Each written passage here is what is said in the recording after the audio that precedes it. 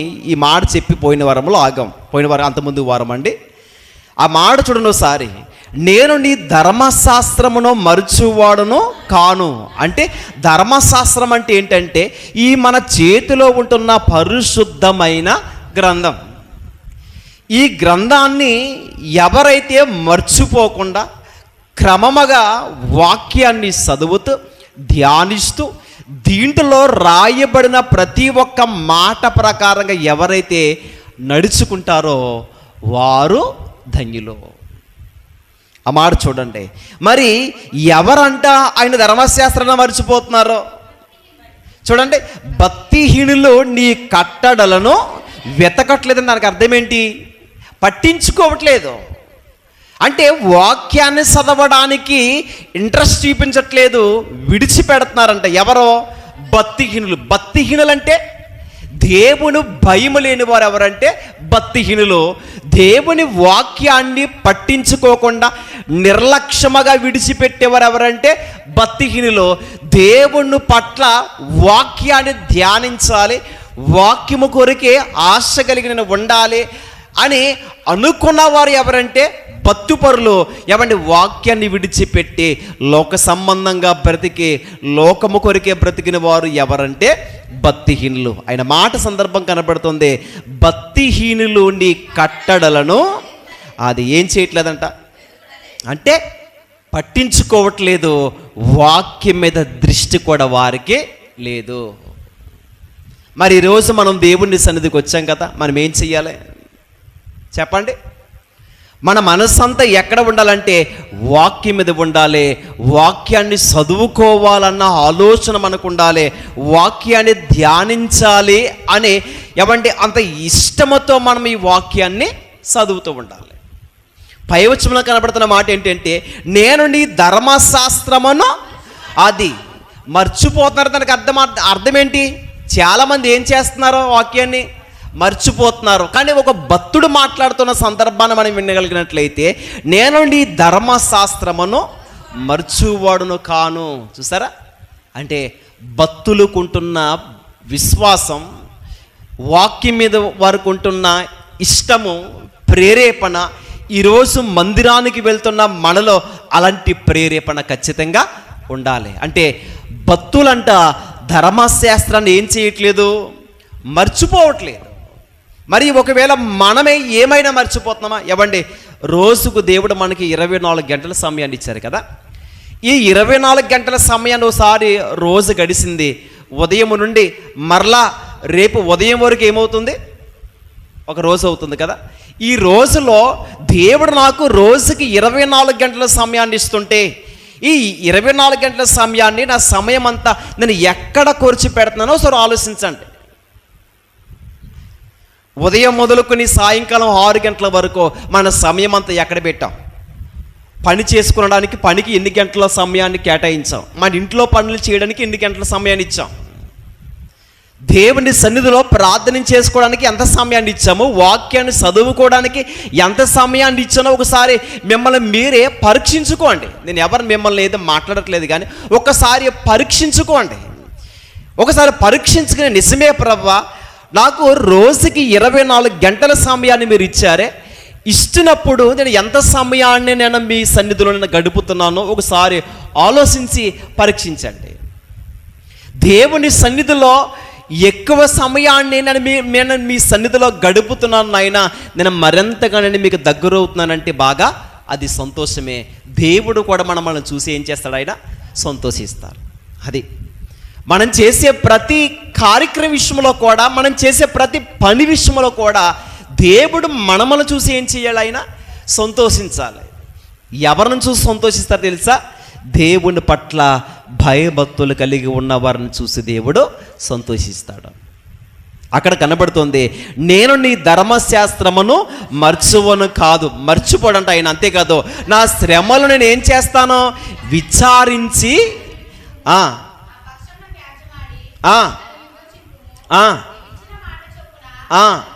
చూడండి, నీవిచ్చిన మాట చొప్పున నన్ను ఏం చెయ్యాలి?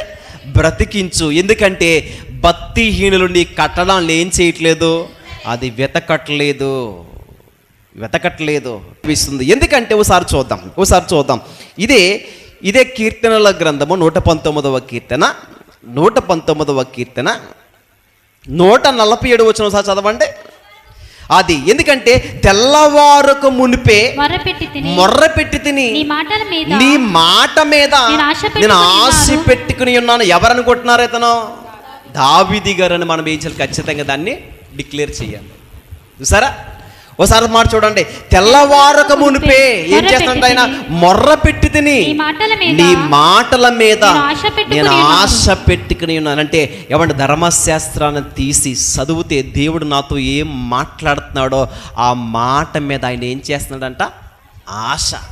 సరే, అంటే వాక్యాన్ని ధ్యానించాలన్న ఆశ, వాక్యాన్ని చదువుకోవాలన్న ఆశ, దేవునితో సహవాసం చెయ్యాలన్న ఆశ, ప్రేరేపణ. అది ఎప్పుడంట? తెల్లవారక మునిపే ప్రభు సన్నిధిలోనికి వెళ్ళి మొర్ర పెట్టుచున్నాడంట ఆయన. అంతేకాదు, నీ మాట మీద నేనేం చేస్తున్నానో ఆ కింద నీవిచ్చిన వాక్యమును ధ్యానించుటకై నా కన్నులు రాత్రి జాము కాకమునిపే తెరుచుకున్న మాట చూడండి. ఇంకను రాత్రికాల జాము కాకముందేనంట తన కన్నులు ఏం చేసాయంట? తెరుచుకున్న. దేని కొరకు? వాక్యము కొరకు, దేవుని సన్నిధిలో ప్రార్థనలో గడుపుట కొరకు. ఇంత నిష్టగా దేవుని వాక్యాన్ని పాటిస్తున్నారు కాబట్టి వారందరూ ఏమవ్వారు? ఇప్పుడు భక్తులవ్వారు. ప్రియమైన వారులారా, దేవుడి పట్ల యథార్థ హృదయముతో ప్రభువుని ఎవరిని అంగీకరించారు కాబట్టి వారు యోగ్యులుగా, గొప్పవారుగా, దేవుని దృష్టిలో నీతిమంతులుగా వారు మార్పు చెందారు, మార్చబడ్డారు. ఈరోజు మనము కూడా అలాంటి వారుగా నిలబడాలంటే, అలాంటి వారుగా మనం ఉండాలంటే ఖచ్చితంగా మనం ఎలా ఉండాలి? దేవుని వాక్యం మీద ఎలా ఉండాలంట? మనస్సు పెట్టాలి, ఆశ పెట్టాలి. ఎందుకంటే ఈరోజు ఎంతోమందికి నెమ్మది, శాంతి, సమాధానాలు లేవంటే ఇదిగో నాకు నెమ్మది లేదండి అంటారు. అంటే మనసంతా సరిగా లేదు అంటారు. అందుకోసం ఆలోచించండి. ఒకసారి మందిరములో గడిపిన తర్వాత, వాక్యం విన్న తర్వాత, వాక్యం అయిపోయిన తర్వాత ఇదిగో మనసు సరిలేని వారు కూడా ఎంతో ఆనందముగా కనపడుతూ ఉంటారు. ఎందుకని? వాక్యం మనుషుల్ని ఏం చేస్తుంది? ఆనందింప చేస్తుందంట. ఒకసారి చూద్దాం. ఇదే ఒక సందర్భం చూద్దాం. ఇదే 119వ కీర్తన 165వ వచనం చూడండి. నీ ధర్మశాస్త్రమును ప్రేమించు వారికి ఎంతో నెమ్మది కలదు. ఆ మాట చూడండి. దేని ప్రేమించే వారికంట? అది ధర్మశాస్త్రాన్ని, అంటే వాక్యాన్ని ప్రేమించే వారికి ఎంతో నెమ్మది. అంటే వాక్యాన్ని ప్రేమించడం అంటే దానికి అర్థం ఏంటి? దేవుణ్ణే ప్రేమించడం. ఎన్నో సందర్భాలు చెప్పారు కదా, వాక్యం ఎవరై ఉన్నారో? దేవుడై ఉన్నారన్నమాట. అంటే వాక్యాన్ని మనం ప్రేమిస్తున్నామంటే దేవుణ్ణి ప్రేమించినట్లు. అందుకే దేవుణ్ణి ప్రేమించే వారికి, అంటే వాక్యం మీద ప్రేమించిన వారికి ఎవరైతే ప్రేమిస్తారో వారికి ఏముంటుందంట? నెమ్మది ఉంటుంది. అందుకే చాలామంది శోధనల చేత మనశ్శాంతి లేక, కుటుంబంలో గలిబిలితో, ఎప్పుడు గొడవలతోనే చాలామంది కుటుంబాల్లో మనశ్శాంతి కురువైపోయి, ఎప్పుడు కూడా గొడవలతో మనశ్శాంతి లేక, నెమ్మది లేక, కుటుంబంలో శాంతి లేని వారుగా కనబడుతున్నారు. దానికి అర్థమేంటి తెలుసా? దేవుణ్ణి ప్రేమించకపోతే, దేవుని వాక్యాన్ని ధ్యానించకపోతే, బైబిల్ని సరిగా చదవకుండా వాక్యాన్ని విడిచిపెడితే భక్తిహీనత మనలోనికి వస్తుంది. భక్తిహీనతే మనలోనికి వస్తే అసలు మనకి నెమ్మది ఉంటుందా? చెప్పండి. నెమ్మది ఉండదు. మరి నెమ్మది, శాంతి, సమాధానం మనకు ఉండాలంటే ఇక్కడ వాక్యం కనబడుతుంది. నీ ధర్మశాస్త్రమును ప్రేమించే వారికి ఏముంటుందంట? అది ఎంతో నెమ్మది కలదు అని చెప్తున్నాడు. చూడండి. ఏమంటే వాక్యము ఎవరి కొరకు తెలిసే ప్రియమైన వారులారా, ఈరోజు దేవుడు మనకిచ్చారు. ఏమని? వాక్యాన్ని నువ్వు చాలా జాగ్రత్త కలిగి నడుచుకోవాలి, అలా ప్రవర్తించాలి. అది ఎంతో గొప్పదని దేవుని వాక్యము కనబడుతుంది. ఒకసారి చూద్దాం. ఇదే 119వ కీర్తన 166వ వచనం. ఒకరు చదవండి అమ్మా.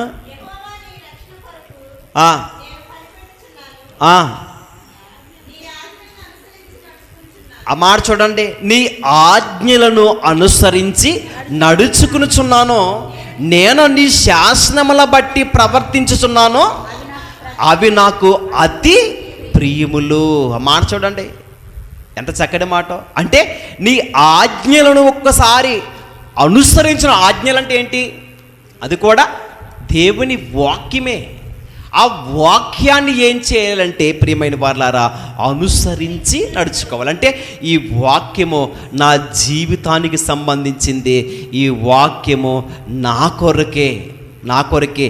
ఆ వాక్యము నాలో ఉండాలి. నాలో ఉంటే ఎలా బ్రతకాలో, ఎలా నడుచుకోవాలో నాకు అర్థమవుతుంది కనుక అని దాన్ని అనుసరించి నడుచుకోవాలి. దేవుని వాక్యము చేత దేవుడు మనతో ఏదైనా కొన్ని విషయాలు మాట్లాడుతున్నప్పుడు, ప్రభా నిజమేనాయనా, నా బ్రతుకు ఇలా ఉందా నాయన, నా ప్రవర్తన సరిలేదు ప్రభా, నా మాట తీరు సరిలేదు నాయన, నా నడక, నా పడక, నా చూపు, నా మాటల విధానం సరిలేదు ప్రభా, నిజమే నీ వాక్యము చేత నా జీవితాన్ని సరి చేసుకుంటాను నాయన అని ఆ వచనాల ప్రకారంగా మనం ఏం చేయాలి? అనుసరించాలి. అలా అనుసరించి నడుచుకుంటున్న వారే గొప్పవారు దేవుని దృష్టిలో. అందుకే ఇక్కడ దేవుని వాక్యము మనకి సూటిగా కనపడుతుంది ప్రియమైన వారలారా. అందుకే చాలా జాగ్రత్త కలిగి మనం వాక్యం అది ఏం చేయాలంట? దృష్టిని ఉంచాలి. అందుకే ఆ ఎప్పుడు కూడా ఆ మాటలు మనకి ఎక్కడ ఉండాలంటే హృదయాంతరంగంలో ఉండాలి. అంతేకాదు ఎప్పుడు కూడా మనం మాటలు కూడా అనేక మందికి ఆయన న్యాయ విధులను కూడా వాక్యాన్ని ఏం చేయాలంట? ధ్యానించేవారిగా మనం ఉండాలి. ఇక్కడే కనపడుతుంది 172వ వచనం. ఇదే నీ ఆజ్ఞలన్నీయు న్యాయములు, నీ వాక్యమును గురించి నా నాలుక పాడును. ఇంకా నేను నీ ఉపదేశమును కోరియున్నాను అని చెప్తున్నాను చూడండి. నేను నీ ఉపదేశమును, ఉపదేశాన్ని అంటే ఏం చేసుకుంటున్నాడు ఆయన? కోరుకుంటున్నాడంట ఆయన. ఎప్పుడైనా ఉపదేశం అంటే వాక్యం కదా. ఈరోజు మంచి ఉపదేశం చెప్పారండి అంట కదా. ఉపదేశం అంటే వాక్యం, మెసేజ్ అంటాము, వాక్యం అంటాము, ప్రసంగం అంటాము కదా. ఉపదేశం అనగా వాక్యం. అంటే ఈ వాక్యాన్ని ఏం చేస్తున్నాడంట ఆయన? ఎప్పుడైనా మనం అలా అనుకుంటున్నామా? ఇదిగో వాక్యం వినబడుతుంది, వెళ్ళాలి, వాక్యాన్ని వినాలి అనే ఆశ ఎంతమందికి ఉంది? ఎంతమందికి?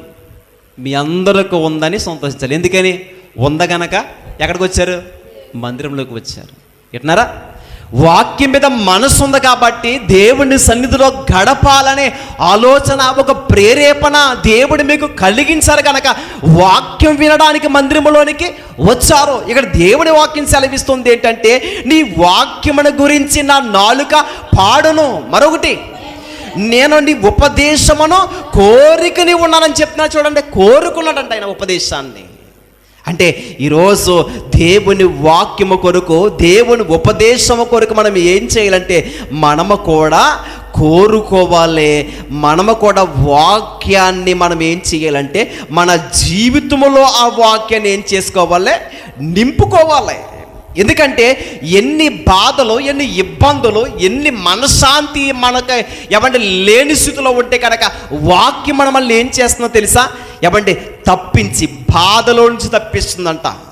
నీకు మనశ్శాంతి కొరువైపోతే ఆ మనశ్శాంతిని శాంతిగా మారుస్తుంది. ఏంటనుకుంటున్నారో? వాక్యం. అందుకే ఇదే 119 కీర్తనలో చాలా విషయాలు వాక్యము కొరకు ఉన్నాయి. ఒక్కొక్క విషయాన్ని మాట్లాడుకుందాం. ఒకసారి 119వ కీర్తన 50వ వచనం. 50వ వచనం. నీ వాక్యము నన్ను బ్రతికించి ఉన్నది. నీ వాక్యము నన్ను బ్రతికించి ఉన్నది. నా బాధల్లో ఇదే నాకు నెమ్మది కలిగించి ఉన్నది. ఎంత మాట చూడండి, ఎంత చక్కని మాట. సరే, వాక్యం మనుషుల్ని ఏం చేస్తుందంటే, ఇదిగో నీ వాక్యం అంటే నీ మాటలే నన్ను బ్రతికించుచున్నాయి. నా బాధల్లో ఇదే నాకు నెమ్మది. ఏమండి, మనుషులందరూ లేనిపోయిన మాటలు ఏవైనా మాట్లాడినా, గుచ్చి మాట్లాడినా, ఏమంటే మనం తప్పు చేయకపోయినా కానీ, ఏమంటే దానికి ప్రతిఫలముగా ఎన్ని విషయాలు, నిందలో, అవమానాలు ఒకవేళ మాట్లాడినా, నిందింప చేసినా కానీ దేవుని వాక్యాన్ని తెలుసుకుని ఏమండి మనం ఒక్కసారి చదవడం మొదలు పెడితే, ఒక్కొక్క వచనములో దేవుడు మనతో మాట్లాడుతున్నప్పుడు ప్రియమైన వారులారా మనకి ఏం ప్రేరేపణ కలుగుతుందో తెలుసా అంటే ఇదిగో నాకేదో బాధ అనుకున్నాను కానీ నాకేదో ఇబ్బంది అనుకున్నాను కానీ దేవుడు నాకు ఉండగానే ఇదిగో దేవుడే నా పక్షాన ఉంటానని ఆయన నాతో మాట్లాడుతున్నప్పుడు నాకు భయం ఏంటి, నాకు దిగులేంటి, నాకు ఈ శోధన లెక్క కాదనుకుంటాం మనం. నాకున్న అసలు బాధలే కాదనుకుంటాం. ఎందుకంటే వాక్యం మనుషుల్ని ఏం చేస్తుందంట, నెమ్మది. ఎందుకంటే బ్రతికిస్తుంది వాక్యం. మనశ్శాంతి కోల్పోయినా కానీ వాక్యం మనల్ని ఏం చేస్తుందంటే బ్రతికిస్తుంది. అందుకే చాలామంది కూడా ఏమంటే రోగాల పట్ల బాధల్లో చిక్కుల్లో పడి శ్రమల్లో మునిగిపోవడానికి కారణం ఏంటో తెలుసా? దేవుని వాక్యాన్ని విడిచిపెట్టడం బట్టి. ఏమంటే క్రీస్తులో ఉంటున్నప్పుడు ఎన్నో శ్రమలు వస్తాయి, ఈ శ్రమలు వేరు. అంటే క్రీస్తు కొరకు బ్రతుకుతున్నప్పుడు ఆ శ్రమలు వేరు. ఆ శ్రమలో వచ్చినా కానీ ఏమంటే దేవుడు మనల్ని అలాంటి శ్రమలో నుండి కూడా మనల్ని ఏం చేసే దేవుడైనా తప్పించేవాడే. ఎందుకంటే మనము ఏమంటే ఇదిగో కూరుకుపోయడానికి వెళ్ళిపోయే స్థితిలోనికి దేవుడు మనల్ని పంపించడు. కానీ ఆ ఊబిలో నుండి మనల్ని ఏం చేస్తాడు, ఆయన మరలా నిలబెడతాడు. కానీ మనల్ని శ్రమల పాలవ్వడానికి దేవుడు మనల్ని అలాగా మార్చడు ప్రియమైన వారు. ఎందుకంటే శ్రమల గుండా మనం ప్రయాణం చేసినప్పుడు మరింతగా క్రీస్తుకు దగ్గర అవుతామే తప్ప లోకములో కలిసిపో. కానీ దేవుణ్ణి విడిచిపెట్టి బ్రతికితే కనుక విస్తారమైన శ్రమలు కూడా మనము అనుభవించవలసిందే. ఆ ఊబిలో నుండి మనల్ని రక్షించే నాదుడే లేడు. దేవుని సహాయాన్ని పొందుకుని దేవుని పట్ల భయభక్తులు కలిగి, ప్రభువా మేము పాపాత్ములము, మమ్మల్ని క్షమించండి, మేము మీ ఎదుట తప్పు చేశాము అని అడిగితే తప్ప మరలా క్షమాపణ అన్నది ఉండదు. అందుకే ఇశ్రాయేలు ప్రజలందరూ ఏం చేశారంటే దేవుణ్ణి మర్చిపోయారు, దేవుణ్ణి విడిచిపెట్టారు. మాకు దేవుడు అవసరం లేదులే అనుకున్నారు. దేవుని ధర్మశాస్త్రాన్ని, ఆయన కట్టడాల్ని అన్నీ విడిచిపెట్టారో. లోక సంబంధమైన అన్య దేవతల ఆరాధన చేస్తే ఇదిగో ప్రభువుని మర్చిపోయే వారికి ఇష్టం వచ్చినట్లుగా బ్రతికారు. ఎప్పుడైతే దేవుని విడిచిపెట్టారో దేవుడు కూడా వారిని విడిచిపెట్టారు. ఏమైనా ఉదాహరణ మీకు చెప్తున్నాను. ఎవరైనా మనతో క్లోజ్గా ఉండి మనతో మాట్లాడుకోకుండా ఉంటే, నీ అవసరం నాకు లేదులే అనుకున్నాం అనుకోండి, వారేమనుకుంటారో నీ అవసరం కూడా నాకు లేదు. మనుషులుగా మనమే నా అవసరం నీకు లేదంటున్నావు కదా, మరి నీ అవసరం నాకెందుకు అనుకోరా? అలాగనుకుంటున్నప్పుడు దేవుణ్ణే పట్టించుకోకుండా దేవుడు నాకు అవసరం లేదులే అని విడిచిపెడితే మరి దేవుడు మనల్ని ఏమనుకోవాలి చెప్పండి? ఆయన వెంటనే విడిచిపెట్టే దేవుడేమి కాదు. మనుషులైతే వెంటనే విడిచిపెట్టేయచ్చు, కానీ ఆయన అలా విడిచిపెట్టేవాడు కాదు. మనం విడిచిపెట్టినాక ఆయన విడిచిపెట్టే దేవుడు కాదు. ఆయన్ని పట్టించుకోకుండానే అలాగే ఉండిపోయే, నాకు అవసరం లేదని బ్రతికితే కనుక చూస్తాడు చూసి ఆయన ఏం చేస్తాడో విడిచిపెడతాడు. వెంటనే విడిచిపెట్టడు ఆయన, కానీ కొంచెం అవకాశాన్ని దేవుడు మనకి ఇస్తాడు.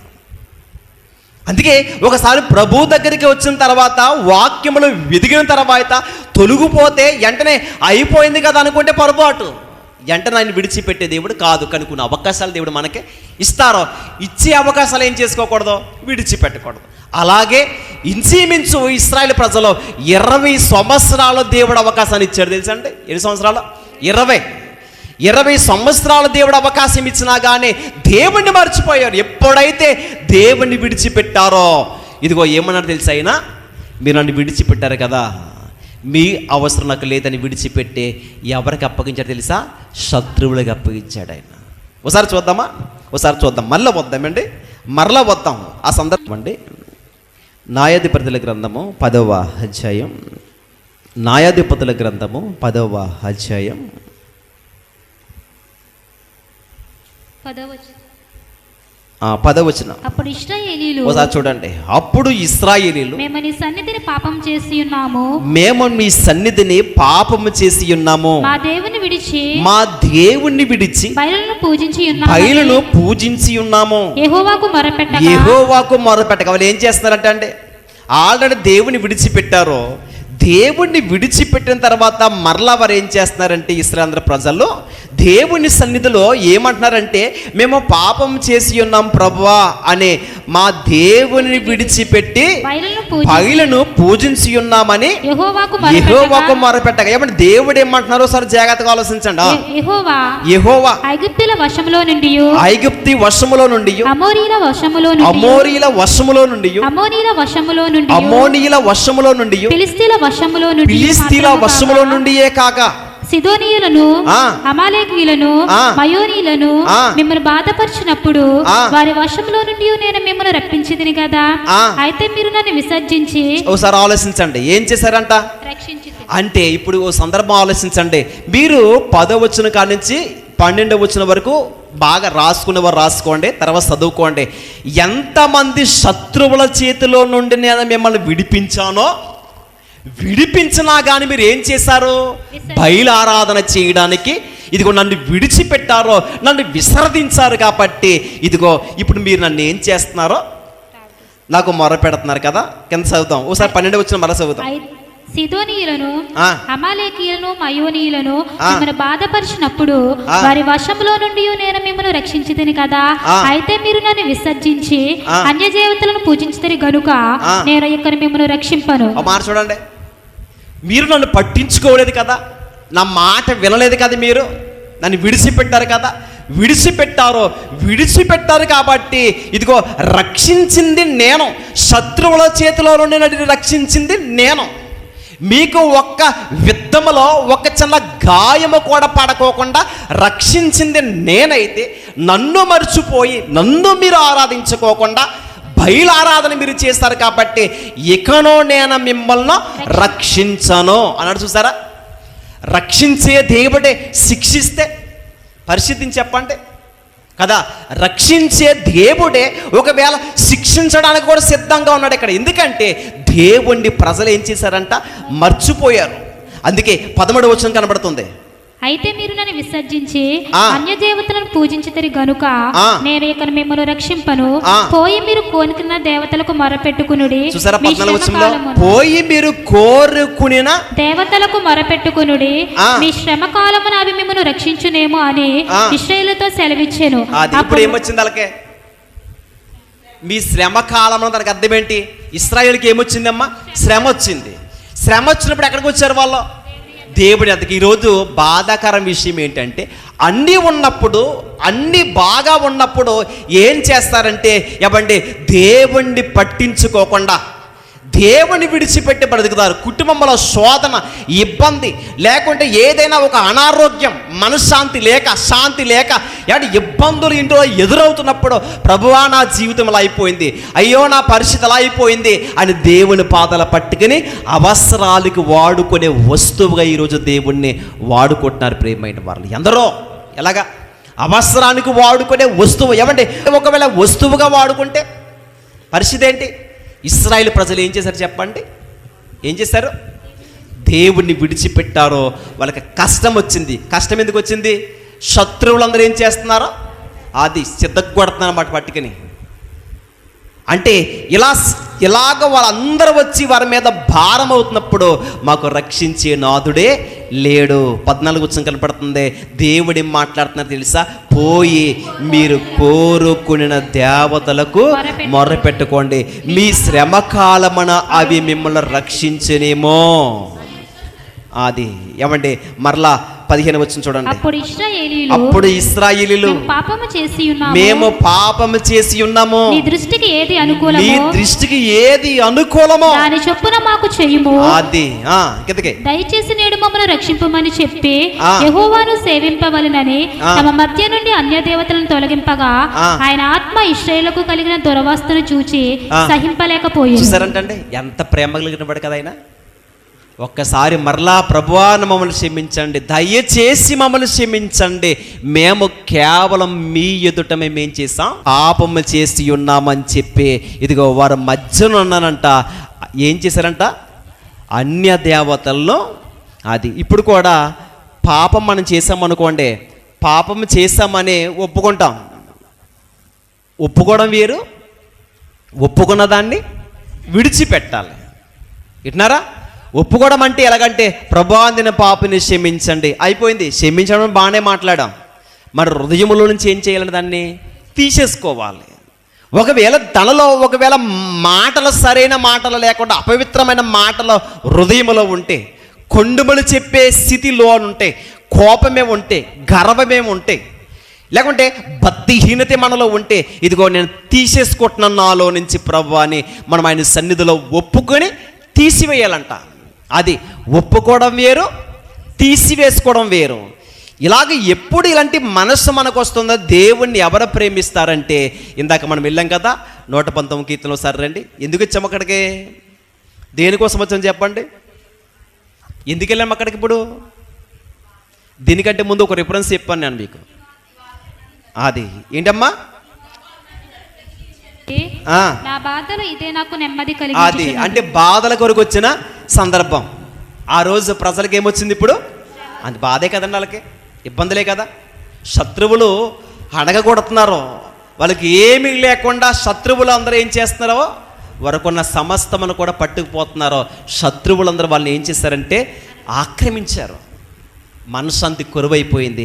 అప్పుడు ఎన్నో ఇబ్బందుల చేత ఉన్నప్పుడు వారు అనుకున్నాం, ఇదిగో ఈ కష్టము, ఈ బాధ, ఈ శ్రమ మనకి సంభవిస్తుందంటే దీనికి కారణం ఏంటి అనుకున్నారు తెలుసా?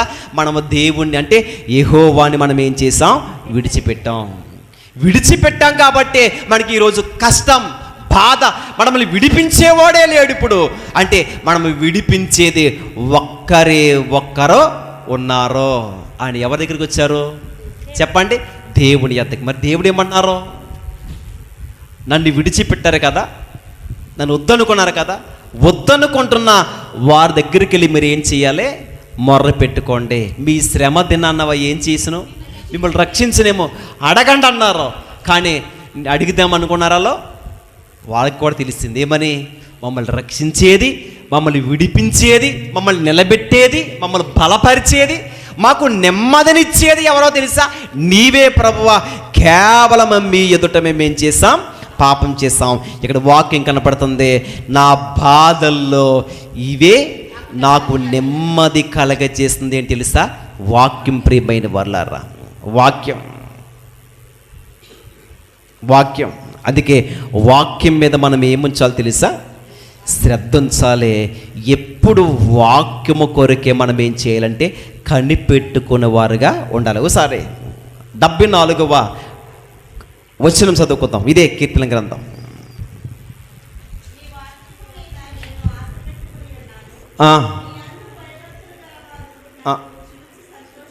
ఆ మాట చూడండి.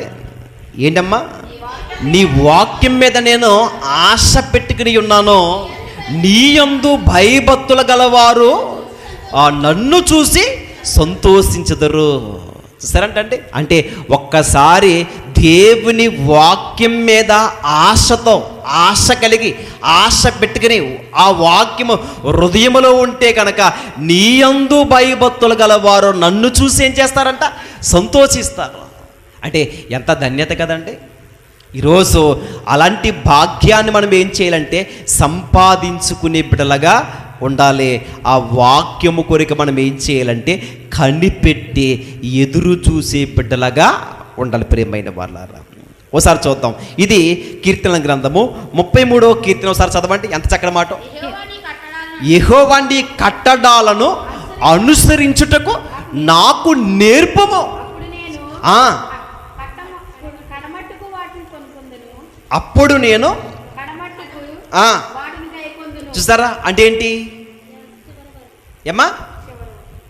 ఆఖరి వరకు అంటే అంతమైపోయే వరకు కూడా నేను చదువుతాను, నేను స్థిరులుగా ఉంటాను. ఎప్పుడు నువ్వు నాకు నేర్పించినప్పుడు నేను కూడా మీ సన్నిధిలో ప్రభువా ఎలా బ్రతకాలో మీ వాక్యం చేత నాకు ఏం చేయాలి, మీరు నేర్పించండి అని అడగాలి. అక్కడ మాట కనబడుతుంది 33లో, యెహోవా నీ కట్టడాలను అనుసరించుటకు నాకు నువ్వేం చేయాలి?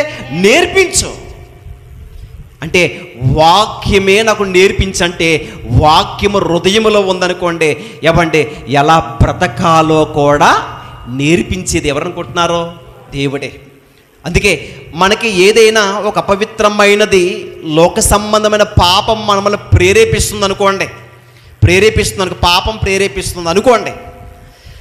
ఈ ప్రేరేపిస్తున్నది అని ఈ పాపంలో పడిపోదాం అనే ఆలోచనలోనికి మనం పుట్టక ముందే దేవుని వాక్యం మనల్ని ఏం చేస్తుంది, ఎలా ఉండాలో ఎలా నడుచుకోవాలో కూడా నేర్పిస్తుంది ప్రియమైన వాళ్ళారా. అందుకే చాలామంది ఈరోజు అపవిత్రమైన పాపములో పడిపోతున్నారంటే, నీచమైన పాపములో బ్రతుకుతున్నారంటే, పాపములో దొల్లుతున్నారంటే తనకు అర్థమేంటో తెలుసా, దేవుణ్ణి ఏం చేస్తున్నారో విడిచిపెడుతున్నారో, భక్తిహీనులుగా బ్రతుకుతున్నారంటే. ఇందాక మనం మాట్లాడుకున్నాం కదా, భక్తిహీనులు నీ కట్టడాలను ఏం చేయట్లేదంట, అది అనుసరించట్లేదు. ఇక్కడేం మాట కనబడుతుంది, ఇక్కడేం మాట కనబడుతుందమ్మా, యెహోవా నీ కట్టడాలను అనుసరించుటకు నాకేం చేయాలి, నువ్వు నేర్పించాలి. చూసారా, అంటే ఎలా అనుసరించాలంటే వాక్యము కొరకు నేను ఎలా బ్రతకాలో నాయన నాకు నేర్పించండి. ఎంత చక్కని మాట, ఎంత చక్కని మాట కదండి. అందుకే వాక్యము కొరకు మనం ఏం చేయాలంటే వాక్యాన్ని హత్తుకునే వారుగా ఉండాలంట. ఇక్కడే పై వచనంలో కూడా కనపడుతున్న మాట చూడండి, 25వ వచనం, నా ప్రాణము అది నీ వాక్యము చేత నన్ను బ్రతికింపుము. నా ప్రాణం ఏమవుతుందంట, మంటిని హత్తుకునిచున్నది. అంటే ఒకవేళ ఇదిగో నేను ఎక్కడికి వెళ్ళడానికి కూడా నేను సిద్ధంగా ఉన్నాను, నేను మరణించి మట్టిలోనికి వెళ్ళిపోవడానికి కూడా సిద్ధంగా ఉన్నాను. కానీ వెళ్ళిపోయే నేను, నా ఆత్మ బ్రతికింపబడాలంటే, నేను బ్రతకాలంటే నాకు కావాల్సింది ఏంటి, నీ మాటలు. అంతే కదా, చాలామంది దేవుణ్ణి పట్టించుకోకుండానే శ్మశానానికి వెళ్ళిపోయారనుకోండి, దేవుడు ఒత్తనుకుని బ్రతికితే కనుక వారు ఎక్కడికి వెళ్ళిపోతారు, తర్వాత ఖచ్చితంగా పాతాళంలోనికి వెళ్ళిపోవలసిందే.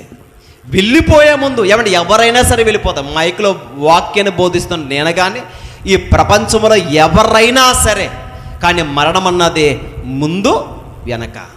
కానీ ఖచ్చితంగా ధనవంతులైనా పేదవారైనా ఎవరైనా సరే మరణించవలసిందే. మరణించే మనము ఒట్టి చేతులతోనే మనం వెళ్ళకూడదు, కానీ ఒకటి సంపాదించుకుని వెళ్ళాలి. ఏంటి సంపాదన, దేవుని పట్ల భయభక్తులు కలిగి బ్రతకాలి, దేవుని ఇష్టాన్ని భూమి మీద నెరవేర్చాలి, వాక్యము కొరకు బ్రతకాలి, వాక్యం మన జీవితంలో ఉండాలి. మనం ఎలా ఉండాలో, ఎలా నడుచుకోవాలో, ఎలా అనుసరించాలో, ఎలా బ్రతకాలో కూడా నేర్పించండి ప్రభా అని కూడా దేవుని పాదాల పట్టుకుని బ్రతికి హంతమ వరకు నమ్మకంగా బ్రతికి మరణిస్తే ఖచ్చితంగా దేవుని సన్నిధిలో మనం ఉంటాం, ఆ పరలోకానికి వెళ్తాం. అందుకే దేవుడిచ్చే ఈ విలువైన సమయాన్ని పోగొట్టుకోవద్దు. ఎందుకంటే మన సమయాన్ని ఇంటికాడ కాలయాపన గడిపే కంటే ఈ మాటలు మీకు దొరుకుతాయా? ఒకవేళ ఇంటికాడ ఉన్నా కానీ మనసు ఏమి ఇక్కడ ఏమి ఉండదు. ఎందుకంటే దేవుని సన్నిధిలో ఉన్నారు కనుక దృష్టి అంతా, మనసు అంతా ఎక్కడ ఉంటుంది, వాక్యం మీద ఉంటుంది. అదే ఇంటికాడ నుండి వాక్యం విన్నాను అనుకుంటే వినలేవు. ఎందుకంటే ఏదో ఒక పనిలో అక్కడ ఇక్కడ తిరుగుతూ ఉంటాం కాబట్టి ఒక మాట అర్థమవుతుంది, ఒక మాట అర్థం కాదు. కానీ మనస్సు పెట్టి వాక్యాన్ని వింటే ఏమొస్తుందో, ఏమొస్తుందమ్మా, మన ఆత్మీయ జీవితాన్ని చాలా చక్కగా కట్టుకోవచ్చు. అందుకే దేవుని పట్ల భయభక్తులు కలిగి ఆయన కట్టడాలను ఏం చేయాలి, నువ్వు ఏం చేయాలి, అనుసరించాలి. అందుకే మరొక సందర్భాన్ని ఒకసారి చూద్దాం. ఇదే కీర్తన గ్రంథము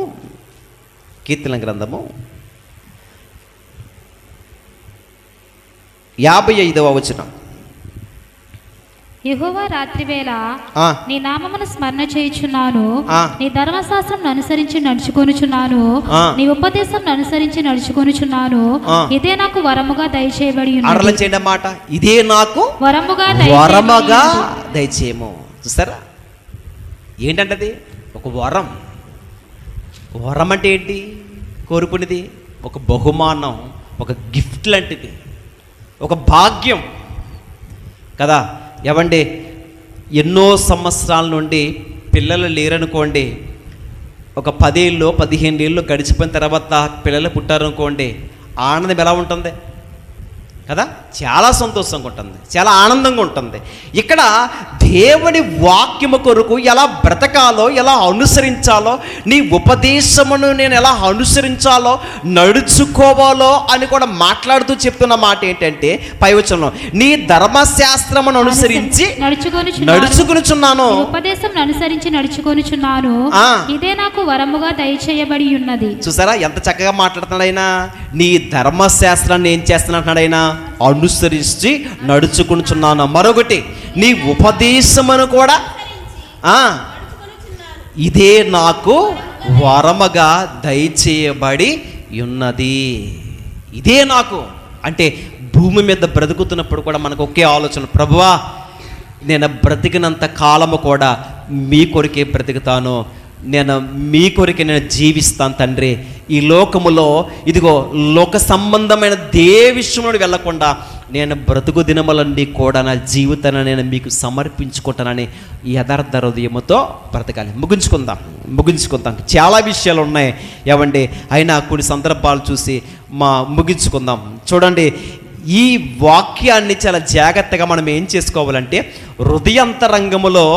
మన హృదయంతరంగములో వాక్యాన్ని దాచుకోవాలి. ఎప్పుడైతే దాచుకుంటామో, ఎప్పుడైతే ఆ వాక్యాన్ని మన హృదయంతరంగంలోనికి ఉంచుకుంటామో ఏమండి, చాలా శ్రేష్టమైన బిడ్డలుగా మనము బ్రతుకుతామని కూడా దేవుని వాక్యం సెలవిస్తుంది. ఒకసారి 81వ కీర్తన చదవండి. నీ రక్షణ కొరకు వచనం నీ రక్షణ కొరకు నా ప్రాణము సొమ్మసిల్లుచున్నది. నీ రక్షణ కొరకు నా ప్రాణము సొమ్మసిల్లుచున్నది. నేను నీ వాక్యం మీద ఆశ పెట్టుకుని ఉన్నాను. నన్ను ఎప్పుడు ఆదరించదువో అని నా కనులు నీవిచ్చిన మాట కొరకు కనిపెట్టి క్షీణించుచున్నవి. ఏంటంటే కనిపెట్టి క్షీణించుచున్నవి అంటే దేని కొరకు ఆశ, దేని కొరకు క్షీణించుతున్నాడు, దేని కొరకు ప్రయాసపడుతున్నారని వాక్యం కొరుతుంటే ఒకటి కనపడుతుంది, నీ రక్షణ కొరకు నా ప్రాణము సొమ్మసిల్లుతుందంట. మరొకటి, నేను నీ వాక్యం మీద ఆశ పెట్టుకుని ఏమండి, ఎన్నో సందర్భాలు మన వాక్యం చదువుతున్నప్పుడు మనకు అర్థమవుతుంది ఏంటి తెలుసా, దేవుని వాక్యమే నన్ను ఇంతగా ప్రేరేపిస్తుంటే, ఇంతగా నన్ను బలవంతపరుస్తుంటే నేను ఎందుకు దేవునికి దూరంగా ఉండాలి, ఆయన కార్యక్రమానికి ఎందుకు దూరంగా ఉండాలి, దేవుడు నాకు అన్ని కలగజేసిన తర్వాత కూడా దేవుని కార్యక్రమం కూడా ఎందుకు నిర్లక్ష్యముగా బ్రతకాలి, సమయం ఉండగానే దేవుడు సద్వినియోగం చేసుకుని ఆయన వాక్యము కొరకు బ్రతికి జీవించాలన్న ఆలోచన దేవుడు మనతో ప్రేరేపణ కలిగిస్తున్నప్పుడు మరి ఎందుకు దేవుడి కొరకు బ్రతకకూడదు, ఎందుకు దేవుని ప్రభు కొరకు మనం నిలబడకూడదు అనే వాక్యాన్ని మనం చూస్తున్నామే కదా. ఎవండి, ఆ వాక్యమే మన జీవితములో ఉంటే, మన బ్రతుకులో ఉంటే, మన దేవుని పట్ల భయభక్తులు కలిగి బ్రతకడాన్ని బట్టి ఎవండి ఎంతో గొప్ప భాగ్యాన్ని మనము సంపాదించుకుంటాం. చివరిగా మాట్లాడుతున్న మాట ఏంటంటే ఏంటమ్మా అది కింద వచ్చిన నా కన్నులు నీవిచ్చిన మాట కొరకు కనిపెట్టి క్షీణించున్నవి. నేను పొగ తగులుకున్న సిద్ధి వలనైతిని, అయినను నీ కట్టడలను నేను మర్చుటలేదు. అది అయినను నీ కట్టడలను నేను మర్చుటలేదు. చాలండి. ఎవండి, వాక్యాన్ని హృదయములో భద్రం చేసుకోండి. ఒకటే నిర్ణయించుకోండి. ఇప్పుడు ప్రార్థన చేసుకుందాం. నిర్ణయించుకోండి, ప్రభువా నా చేతిలో చాలా తక్కువ రేటుకే ఈ పరిశుద్ధమైన గ్రంథాన్ని, ఒక్కొక్క పుస్తకాన్ని 66 పుస్తకాలుగా నాకు ఒక్క బుక్గా పరిశుద్ధ గ్రంథాన్ని ఇచ్చారే, నా సమయాన్ని ఎక్కడ గడుపుతున్నాను, వాక్యమే నన్ను బలవంతపరుస్తుంది, నేను చాలా జాగ్రత్తగా బ్రతకాలని ఆ రోజు భక్తులు ఎంత చక్కగా ప్రేరేపణతో పరిశుద్ధాత్మతో రాశారో ఈరోజు నేను చదువుకుంటున్నానంటే కేవలం నా వ్యక్తిగత జీవితాన్ని కూడా ఎలాగా నేను స్థిరపరచుకోవాలి, వాక్యమే నాకు ఆధారం అని ఆ వాక్యములో స్థిరులుగా నిలబడాలని కూడా ప్రార్థన చేసుకుందాం. అందరూ ప్రార్థన చేసుకుందాం. మోకరించండి. ప్రార్థనలో కొంచెం సేపు ప్రార్థనలో గడుపుదాం.